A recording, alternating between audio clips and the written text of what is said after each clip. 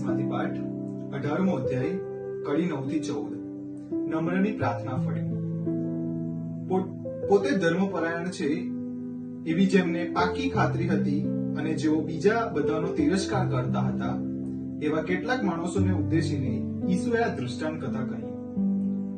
બે માણસો મંદિરમાં પ્રાર્થના કરવા ગયા, એક ફરોશી હતો અને બીજો જકાતદાર હતો।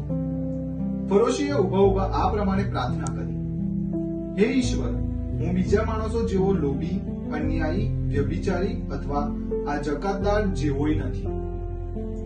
એ બદલ હું તારો પાર માનું છું। હું અઠવાડિયે 2 વાર ઉપવાસ કરું છું અને મારી પૂરેપૂરી આવકનો 10મો ભાગ ધર્મદાનમાં આપું છું। પેલો જકાતદાર તો દૂર ઉભો રહ્યો, તેની ઊંચે નજર કરવાની શુદ્ધા હિંમત ચાલી નહીં। તે છાતી કૂદતો કૂદતો બોલવા લાગ્યો, હે ભગવાન, હું પાપી છું, મારા ઉપર દયા કરો। હું તમને કહું છું કે ઈશ્વરનો પ્રસાદ પામીને તો એ માણસો ઘેર ગયો, પેલો બીજો નહીં, કારણ જે કોઈ પોતાને મોટો કરશે તેને નાનો કરવામાં આવશે અને જે કોઈ પોતાને નાનો કરશે તેને મોટો કરવામાં આવશે। આ પ્રભુની વાણી છે, તે જ આપણો આધાર છે। જય ઈસુ। વાલા ધર્મજનો, આજનો શુભ સંદેશ સાંભળ્યા બાદ અને દ્રષ્ટાંત સમજ્યા બાદ ઘણો મોટો આપણે આપણા જીવનમાં ફરક લાવી શકીએ છીએ। 2 જણ પ્રાર્થના કરવા જાય છે, એક ફરોશી અને બીજો જકાતદાર। ફરોશી કહે છે, હું 2 વાર ઉપવાસ કરું છું, મારા આવકનો 10મો ભાગ આપું છું।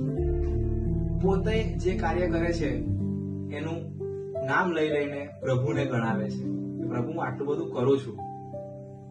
પણ જે જકાતદાર હોય છે તે નમ્ર બનીને પોતાનું માથું નીચું રાખીને ખાલી એટલું જ કહે છે, હું પાપી છું, મને માફ કરજો। માનજો મારા વાળા ધર્મજનો, પ્રભુ નમ્ર હૃદયમાં રાચે છે। મન ચોખ્ખું, નમ્ર હૃદય અને જે બાળક જેવું હોય તેને ઈશ્વર ચોક્કસ સ્વીકારે છે। આપણે પણ એવા જકાતદાર જેવા થઈએ, આપણા પાપોની માફી માંગીએ અને ઈસુના પંથે ચાલીએ। જય ઈસુ।